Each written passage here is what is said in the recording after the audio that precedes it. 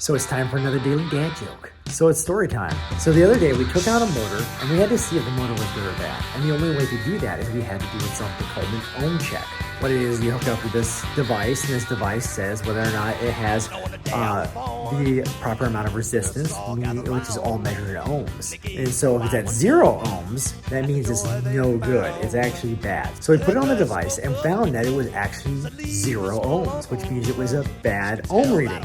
So, what can I say? That motor was bad to the ohm.